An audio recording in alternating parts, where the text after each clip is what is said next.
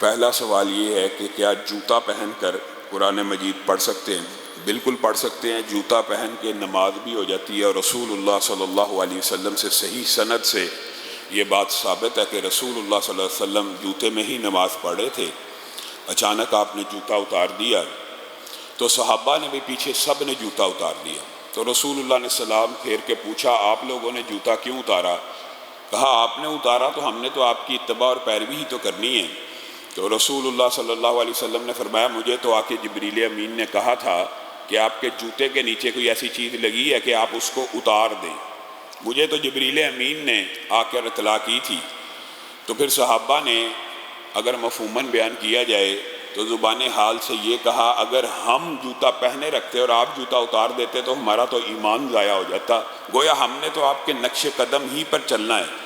یہاں سے آپ بات یہ بھی احظ کر لیں کہ رسول اللہ صلی اللہ علیہ وسلم اپنی زندگی میں جوتوں میں نماز پڑھتے تھے، صحابہ اپنی زندگی میں جوتوں میں نماز پڑھتے تھے۔ نماز پڑھی جا سکتی ہے تو قرآن پاک کیوں نہیں پڑھا جا سکتا؟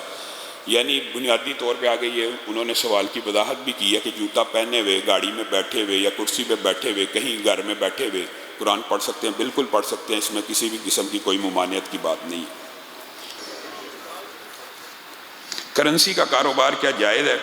کرنسی کا کاروبار دیکھیں، ہم جنس جو چیز ہوتی ہے نا، ہم جنس، آٹے کو آٹے کے ساتھ، چاول کو چاول کے ساتھ، جو کو جو کے ساتھ، اور کرنسی کو اب چونکہ علماء جنس مانتے ہیں، روپے کو روپے کے ساتھ تبادلہ نہیں ہونا چاہیے۔ مثلا پرانے نوٹ ہیں، اس کے بدلے میں نئے نوٹ، اس کے اندر قیمت میں تفاوت ہوگا، یہ حرام ہے، حرام ہے، حرام ہے کہ نئی دتھی 110 روپے کی خریدنی ہے یا اس کے اوپر پیسے دینے، حرام ہے صریحاً۔ کرنسی ایک ہم جنس جو ہوگی نا، کبھی بھی اس کے اندر تفاوت، حتیٰ کہ ردی 2 کلو کھجور ہو ردی اور 1 کلو نئی کھجور ہو تو ان کا آپس میں تبادلہ جائز نہیں ہے۔ رسول اللہ نے اس کی کیا شرط بیان کی ہے؟ بھائی پہلے ردی کھجوروں بیچو، اس کے اندر جتنے پیسے ملیں اس کے مطابق نہیں خرید لو، ہاں کھجور کے بدلے میں گندم خرید لینا، 1 کلو کھجور کے بدلے میں 1 کلو گندم ضروری نہیں ہے، 1 کلو کھجور کے بدلے میں آپ 3 کلو گندم لے لیں، جو آپ کا معاہدہ ہو جائے۔ 1 کلو کھجور کے بدلے میں 1 کلو کھجور سے زیادہ لینا، 2 کلو لینا، 3 کلو ردی کھجور لینا، یہ حرام ہے۔ اس سے ثابت ہوتا ہے کہ کرنسی ہم جنس ہو تو ان کا آپس میں تبادلہ حرام ہے۔ اگر جنس بدل جائے یعنی ڈالر خریدا جائے 100% جائز ہے، جنس بدل گئی ہے، روپے کی مالیت میں تفاوت ہو سکتا ہے، جیسے حدیث اور آپ کے سامنے رکھ لی کہ 1 کلو کھجور کے بدلے میں 3 کلو گندم خریدی جا سکتی ہے، 4 کلو خریدی جا سکتی ہے، 1 کلو گندم کے بدلے میں 2 کلو چاول لیے جا سکتے ہیں، وہاں پہ ہم وزن ہونا برابر، ہم ایک جیسی مقدار ہونا ضروری نہیں ہے۔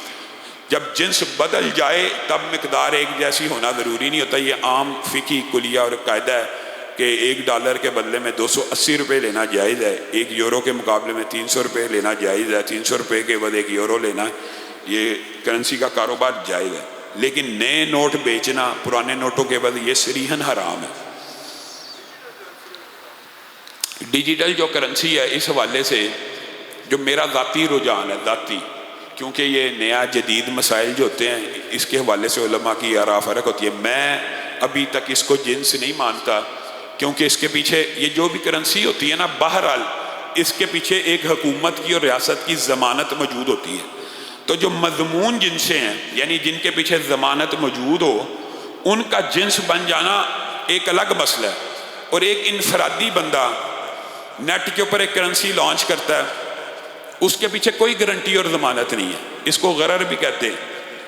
تو اس حوالے سے میرے ذہن میں بعض علماء نے اس کے جواز کا فتویٰ دیا، لیکن میری ذاتی رائے کے مطابق یہ مبہم ہے، اس میں اشکال ہے، اس میں غرر کا اندیشہ ہے، یہ مضمون نہیں ہے یعنی ضمانت شدہ نہیں ہے، اس میں دھوکے کا، فراڈ کا، نقصان کا امکان ہے۔ تو نقصان والی چیزیں تو اول اسلام میں پہلا مزاج یہ ہے کہ اس کو حرام قرار دیا جاتا ہے۔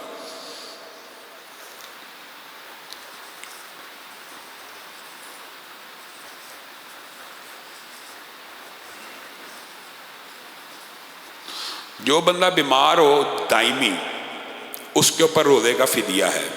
مثلا ایک بندے میں استطاعت ہے، اچانک بیمار ہو گیا، روزے آئے، بیمار ہو گیا، نزلہ زکام کھانسی، لیکن اس کے نہیں رکھے گئے، تو وہ بندہ فدیہ نہ دے، وہ روزوں کو پورا کرے۔ لیکن سوال یہ ہے کہ ایسا بیمار ساری زندگی روزے رکھتا رہا لیکن اب ایسی بیماری ہے کہ دوبارہ روزے رکھنے کی سخت نہیں ہے، وہ کیا کرے؟ وہ لازمی فدیہ دے، وہ فدیہ دے دے احتیاطی طور کے اوپر پہلے ہی۔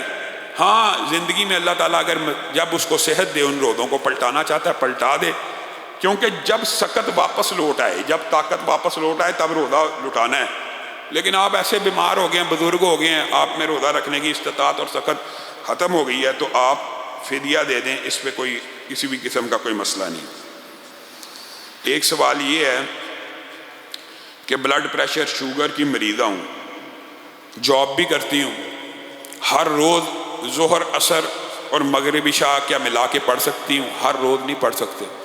یہ جو ظہر اور عصر ہے اور مغرب اور عشاء ہے، اس کو جمع کرنا صحیح سند سے ثابت ہے، صحیح حدیث سے ثابت ہے، بغیر عذر بھی ثابت ہے۔ لیکن اس بغیر عذر کی جو محدثین نے، اصل بات ہوتی ہے ایک حدیث کا ظاہری مفہوم، اس کی تشریح بھی وہی ماننی ہے جو صحابہ نے کی ہے، اس کی تشریح اپنی نہیں ماننی۔ صحابہ نے اس کی واضح تشریح کر دی ہے کہ اکا دکا کبھی کبھار انسان پڑھ لے۔ مثال دے رہا ہوں، یہ جو جواب ہے یہ شرعی عذر نہیں ہے، اس کو کہتے ہیں بغیر عذر۔ لیکن وہ یہ سمجھتی ہے کہ آج اگر میں نے ظہر کے ساتھ عصر نہ پڑھی، میری عصر فوت ہو جائے گی، تو کبھی پڑھ لے، ایک ماہ میں ایک دفعہ پڑھ لے، ایک ہفتے میں ایک دفعہ پڑھ لے۔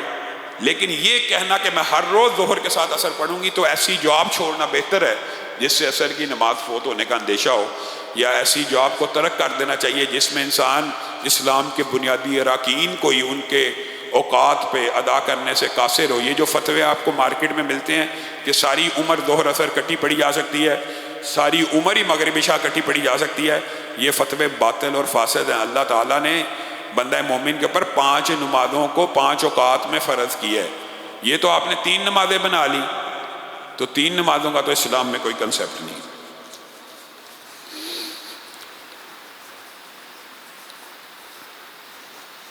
کیا خون نکلنے سے وضو ٹوٹ جاتا ہے یا روزہ ٹوٹ جاتا ہے؟ میرے بھائیوں، خون کا نکلنا نہ نواقض وضو میں سے ہے نہ نواقض روزے میں سے ہے، بلکہ آپ حیران رہ جائیں گے کہ صحابہ کرام نے تو حالت روزے میں جہاد کیا کہ نہیں؟ جنگیں ہوئی ہیں کہ نہیں روزوں میں؟ تو کیا جب زخم لگتے تھے ان کے روزے ٹوٹ جاتے تھے؟ صحابہ تو شہادت سے پہلے بھی پانی نہیں تھے پیتے کہ حالت روزے میں اللہ سے ملاقات ہوگی۔ خود حضرت عثمان روزے کی حالت میں شہید ہوئے ہیں۔ تو خون نکلنے سے نہ روزہ ٹوٹتا ہے نہ وضو ٹوٹتا ہے۔ وما علینا الا البلاغ المبین۔ سبحان ربک رب العزۃ عما یصفون وسلام علی المرسلین والحمد للہ رب العالمین۔